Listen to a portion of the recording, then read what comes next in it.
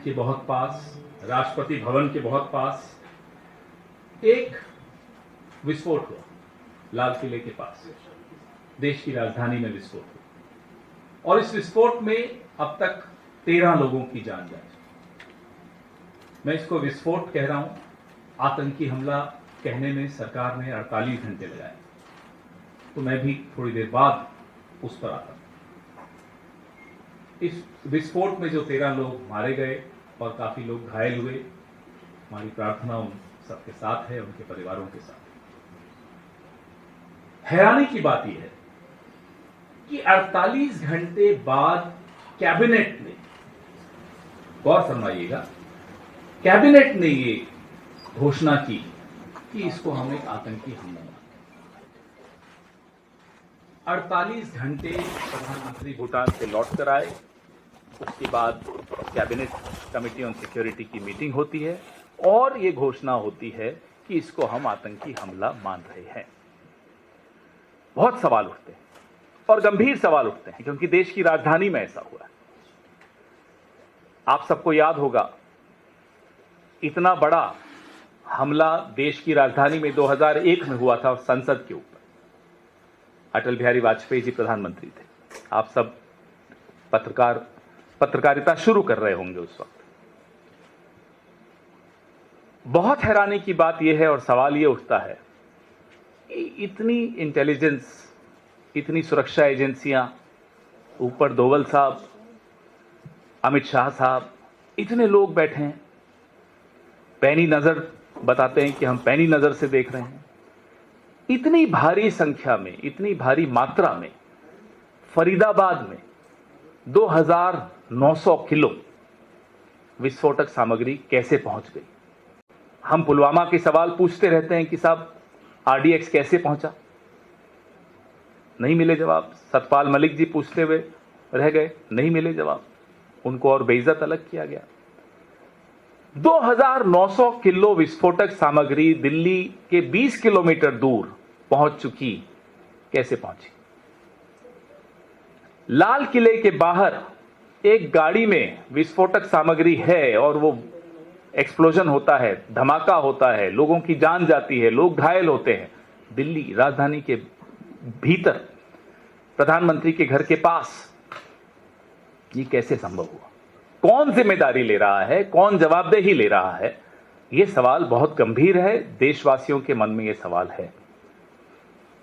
Congress party ने हमेशा, जब भी देश पर कोई हमला होता है, देश के किसी कोने में कोई आतंकी हमला होता है, वो उरी हो, पठानकोट हो, अमरनाथ हो, पहलगाम हो, या उससे पहले पुलवामा हो, या अब लाल किला हो, हमने बार बार यह दोहराया है कि हम सरकार के साथ खड़े रहेंगे। सरकार मजबूत कदम उठाए, हम उनके साथ हैं। प्रधानमंत्री पहलगाम के बाद, ऑपरेशन सिंदूर के बाद जो हुआ, उस पर मैं दोहराना नहीं चाहता, आप सबके सामने है। अब तो हम गिनती भी भूल गए, ट्रंप ने कितनी बार क्या क्या कहा कि उन्होंने जबरदस्ती सीज फायर कराया था। चलिए उस पर आज नहीं जाते।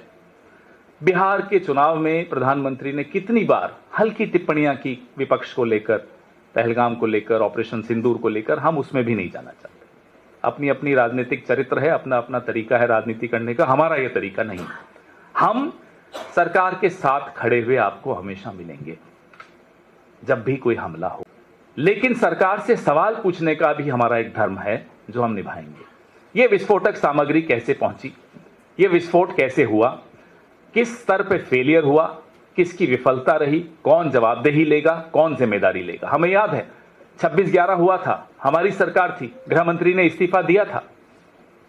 इसलिए हम एक नैतिक ताकत से यह पूछ सकते हैं कि साहब आपके यहां जिम्मेदारी कौन ले रहा है, आपके यहां जवाबदेही किसकी हो रही। हम यह भी मांग करते हैं कि प्रधानमंत्री की अध्यक्षता में एक सर्वदलीय बैठक तुरंत बुलाई जाए। देश की राजधानी पर हमला हुआ है, प्रधानमंत्री की प्राथमिकताएं हो सकती हैं भूटान रही हों, अब तो वापस आ भी गए हैं।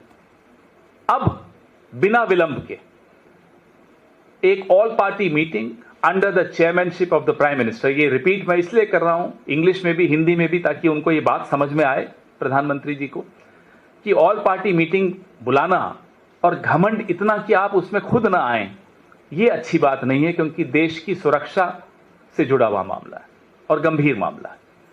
इसलिए हमारी ये मांग है कि प्रधानमंत्री अपनी अध्यक्षता में एक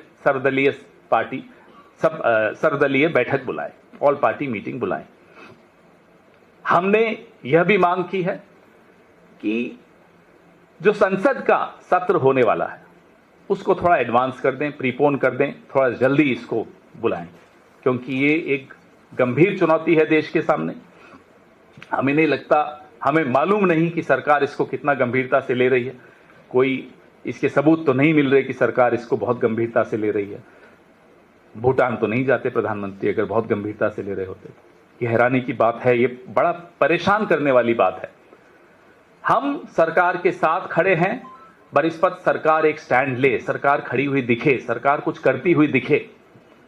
इसलिए हमारी ये मांग है कि आप ऑल पार्टी मीटिंग बुलाइए, आप संसद के सत्र को थोड़ा जल्दी कराइए। ऑपरेशन सिंदूर के दौरान, पहलगाम के बाद प्रधानमंत्री ने कहा था, सरकार ने कहा था कि एक न्यू नॉर्मल डॉक्ट्रिन है। वो डॉक्ट्रिन आपको याद होगा कि कोई भी आतंकी हमला उसको हम एक्ट ऑफ वॉर मानेंगे, युद्धात्मक कार्रवाई मानेंगे। हम ये जानना चाहते हैं सरकार से, अब इस आतंकी हमले को आप किस तरह से देख रहे हैं, क्योंकि जाहिर सी बात है ये आतंकी हमला हो, इसको बाहरी ताकतों द्वारा समर्थन भी मिल रहा है, ताकत भी मिल रही है, प्रेरणा भी मिल रही है।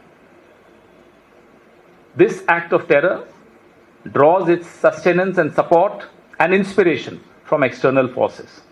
Therefore, we want to know from the Prime Minister the so-called new normal doctrine that was touted during Operation Sindoor and after Pahalgam by the Prime Minister, by the BJP government. Does it still stand? These are our questions.